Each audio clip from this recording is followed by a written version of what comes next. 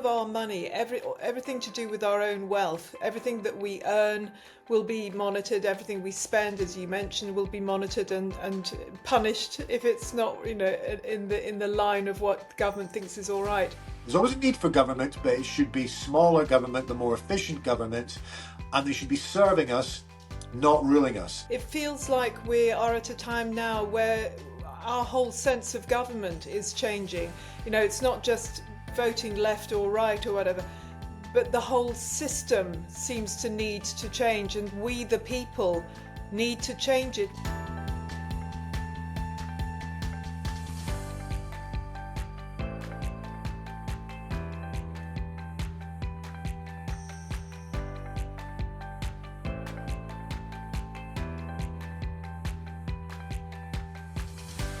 Hello and welcome to MoneyMagpie Invest podcast, and today I am here with James Melville, who is very much part of the fight back against imposing digital ID. Hello James. Hi, how are you? Good, thank you, and thanks for coming along, because as you know, the whole issue of digital ID is concerning, really worrying, I would say millions of people in this country. Why, first of all, do you think it has been brought in? Is this something that is from Starmer himself, Keir Starmer, or is it from people behind him, do you think? I think it's both. We've been warning about digital ID right back to the COVID era, where there was forms of digital ID back then. There was the test and trace rollout, the NHS app, and then obviously vaccine passports, which was a version of digital ID. And one of the issues with that one is that it was discriminatory against medical choice. But the templates were there, the machinery was built at great cost to the taxpayer. So here we move forward. Tony Blair's been wrapping around aspects of not just digital ID, but ID cards back in the day, as a way, sort of means to an end. And so Starmer starts off with this process saying it's around illegal migration, which is just ridiculous, because how are you going to stop that? They already have actually versions, in terms of legal migrants, have versions through digital with the e-visa, for instance.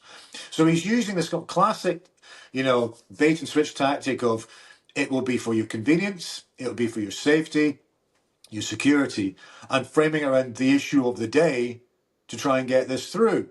And now he's already moving towards other areas such as public services and money and so on.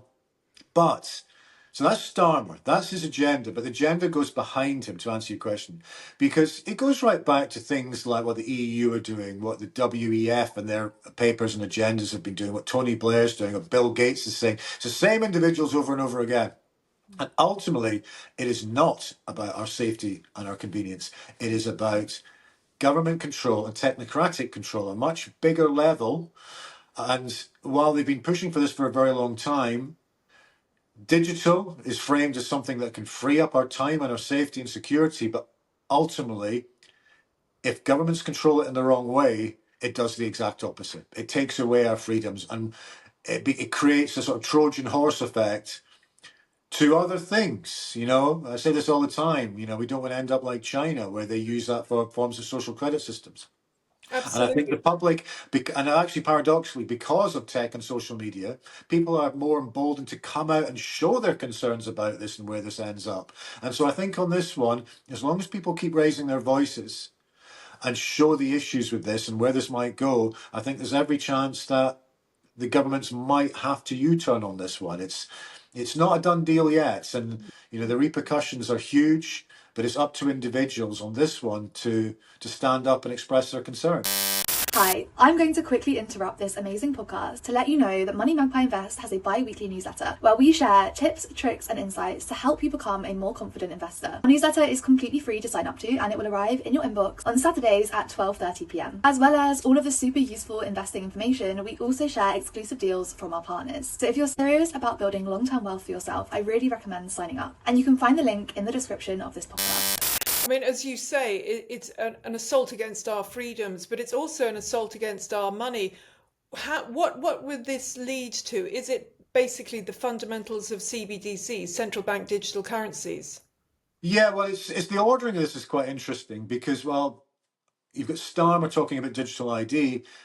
His predecessor, Sunak, was openly going on record about the merits of central bank digital currencies.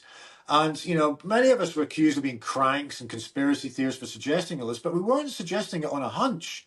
There's more than 100 countries in the world that are either going through consultation stage or pilot stage or actually enacting central bank digital currencies. And again, that's all wrapped around safety and convenience again, mantras of every authoritarian in history. So the central bank digital currency bit actually came first. They were advertising design positions for this about 2 years ago. So that's in the background, that's there. But they can only have central bank digital currencies if you have the digital platform. And so that's the digital ID bit. So the bit that's in consultation has kind of been parked until you get the digital ID bit. And it's interesting with Starmer, where he frames it around legal migration, but he's already talking about for your money, for public services. And then so you have that bit, which attaches itself to central bank digital currencies. And it just isn't, a bunch of cranks and conspiracy theorists talking about this. You, I, many others, we were warning about this 3 or 4 years ago because they were putting the templates in place. It's on the government websites. It's on the EU websites. It's on WEF content. It's in the Bank of England content. It's all there. So this isn't just putting a finger in there and saying, well, we think this might happen. It is actually happening. But for central bank digital currencies to work, they need the digital platform. The two go together, and that's where we are right now. And what will happen if we have central bank digital currencies imposed on us? How will that affect our money, our earning and our spending? Well, it's a movable feast. We don't really know how long, in terms of how far can they take this particular policy. Again, it'll be structured around the auspices of convenience. And quite a lot of people will just think, well, it's just another app. That always worries me when people say that it's just another app, because there's a big difference between us as individuals choosing to download an app, a music app or social media app. That's our choice. The data will go off in different directions, but it's still ultimately our choice. We can switch it off at any time we want, that particular app. We can not sign up to it, we don't pay our subs for whatever app it is. That's up to us. But it's different with the government, whereby it's not just saying they're going to set something up and it's down to choice. They're saying mandated. And whenever I hear that word from a government, it terrifies me. Not many things that terrify me, but government saying they're going to look after us absolutely terrifies me. And we know where that ends up. My thing has always been pretty simple as a liberal, whereby I think that government should be effective. There's always a need for government, but it should be smaller government, the more efficient government, and they should be serving us, not ruling us. But when you get a government that says mandated digital ID, considering where we're at with digital and tech now, that gives me huge concern and where that is going to go. And so when you tie up digital ID with central bank digital currencies, under the auspice of safety and convenience, but mandated, what happens next? Well, what happens next could be where people are almost getting penalized or punished because they're, driving too much, or they're drinking too much red wine, or having too many cigarettes, or, whatever it might be in life. I firmly believe this, that the government is there to serve and try and improve our lives, but they should not be telling us how to live our lives and making decisions about what we can and cannot do. And we've got a framework now through this little device that we hold in our hands all day that could literally cut off our individual choices and freedoms because the government hasn't acted. And that, for me, is not the relationship that we should be having with government. So for me, digital ID and central bank digital currencies potentially massively change the relationship between the public and government. It completely changes the social contract. We've seen it before with aspects of COVID, and we have to be very, very careful about where this goes. In fact, it shouldn't even happen. Well, true. And as you're talking, I'm thinking we do feel, and I felt this during COVID, it feels like we are at a time now where our whole sense of government is changing. It's not just voting left or right or whatever, but the whole system seems to need to change, and we, the people, need to change it. What are you feeling about that? Yeah, I think this is the thing. Tech can trap us, but it can also give us freedoms. So, there's a lot of, I would say, people are concerned more than ever about various things, but it's also because we have more information. And that comes from tech. That comes from, online activity, social media networks, partnership groups being set up on WhatsApp, sharing of ideas and campaigns. I've been involved in a number of them, so have you. So that bit is the empowerment bit, but that also explains why they're trying to restrict how much we can speak and say and what content we put out and our opinions on social media. Because the final part of this, digital ID, central bank digital currencies, is surveillance and suppression through online content. And it's interesting that the founder of Telegram over the last day has put out a really important statement about what is actually happening here with tech. Governments are trying to suppress freedom of speech, prosecute different opinions, wrap it around digital ID in terms of ownership of content and data. And he's expressed huge concern about this. And the country he uses as the main example of this is the UK. Yeah. And UK's got a lot of problems. And one thing I've always liked about the UK, genuinely has been one of the freest countries to live in, especially with expression and protest and freedom of speech. And yet it's all up for grabs now. And it is one of the most important things, I think, that anyone can raise their head above the parapet and campaign against. I understood the whole COVID era and the divisiveness of that because it was wrapped around health and safety, and it was difficult for many of us to express when we had problems with lockdowns at the start. But with digital ID, it's not that. It is purely a thing about choice and about government overreach. And I think it's up to individuals to come together, because the more people, as you touched on at the start, the more people that come together, even if you get 6 to 10% of people, it can actually be stopped. We're in a position with this one that all the other parties are against it. That's a good start. And it's up to us to explain in ways that don't bamboozle people or scare people about the potential risks of this. Yes. And I do, as I was listening to you saying about Tony Blair and Bill Gates and the World Economic Forum, etc., it sounds powerful. You've got powerful people doing this, and you think to yourself, "But I'm just a small little me." But it's not the case, is it? I mean, there are, as you say, there are groups that we can join. We're not on our own, each one. Yeah, there is. We've all got our followers and so on, so our own communities. The way I do we do campaigning in different ways. There's no right or wrong. If someone wants to wave a placard in the street, great. That's right for them. If they want to do something in down the local pub, brilliant. My thing is that I've got quite a lot of followers, so I speak to them and I know how to orchestrate communications campaigns. That's my thing. There's no one person better than another. And if you take an example like Alan Miller and Together, Yeah. they're do a number of campaigns, but I think the one that they're best at is the digital ID one, because they were one of the first ones to really focus on that right back in the COVID era. And they've kept away at that issue. And Alan's also great, and then taking it from just online, but doing street events Yeah. and, debate events. And he's got a very good identity. And so Alan and I, we do a number of things together. We don't always agree on stuff. There's other campaigns we fundamentally will have a different approach. But the principle is still there, that we're doing it for the same reasons. And that's fundamentally to protect people's freedoms. So I think we need to form alliances. And actually, something I've really learned over the years is there's too much tribalism. There's too many people who only want to campaign with someone who's got literally the same opinions on everything. But especially since COVID, I've been forming alliances with people who had diametrically opposite opinions on many other issues. And yet we come together on one issue. And I think it's happening again with digital ID. A lot of the people who stood against the lockdowns and COVID have come back together again on this issue. And I think it's up to people on this one, because if we can stop this one, it stops a lot of other things happening as well. I think it is one of the most profoundly important campaigns that anyone can ever be involved with.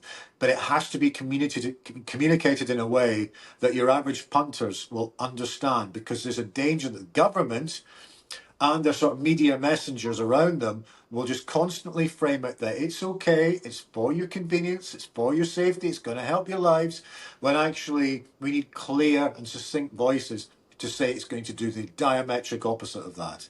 Absolutely. Government should not have this level of control. No one voted for it. Yeah, and I'm assuming you've mentioned that we've already got some on the government website. We've got there's the was it the one something or other, the one, yeah. So there are all these that are already encroaching on our lives and on our money. Taxation, they're making tax digital, that would all come into it. I feel that mortgages definitely would be brought into I mean, all of it, all of our money, everything to do with our own wealth, everything that we earn will be monitored. Everything we spend, as you mentioned, will be monitored and punished if it's not, in the line of what the government thinks is all right.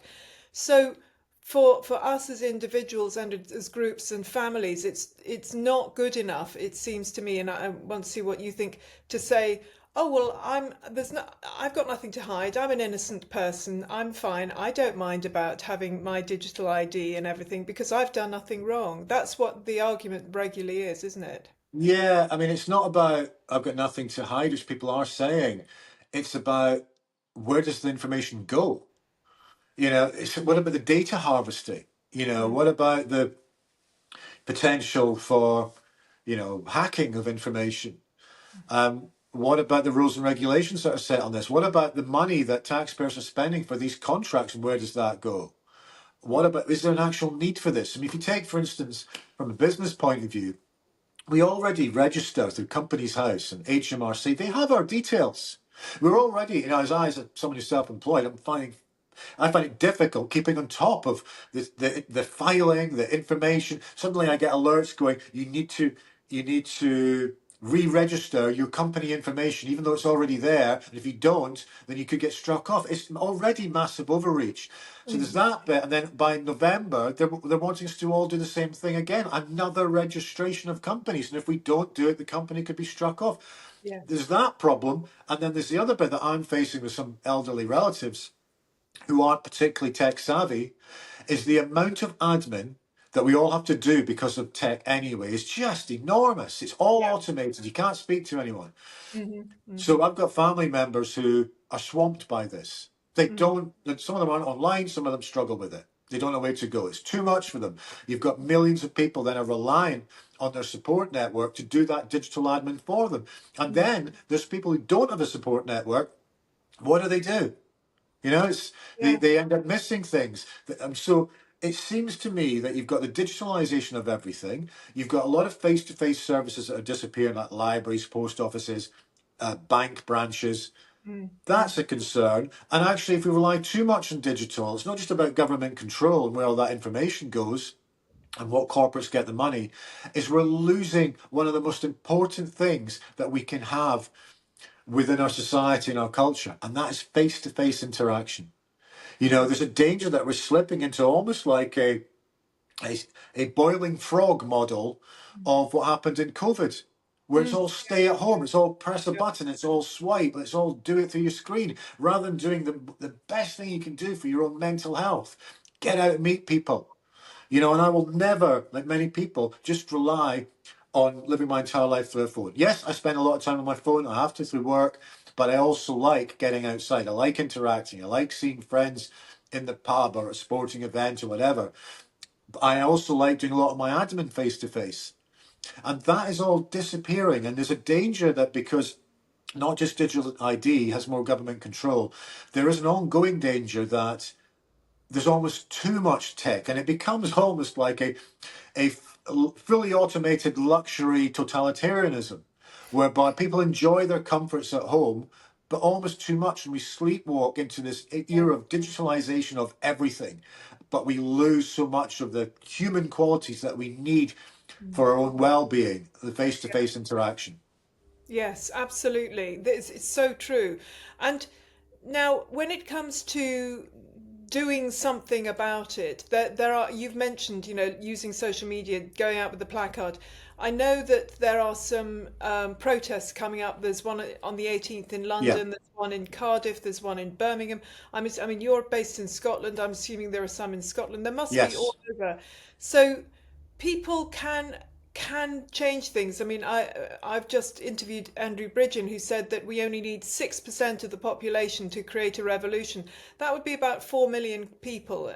And when you think we had nearly 3 million signing the petition, the government petition against it, we should easily be able to get that many people. What do you recommend that each individual does now?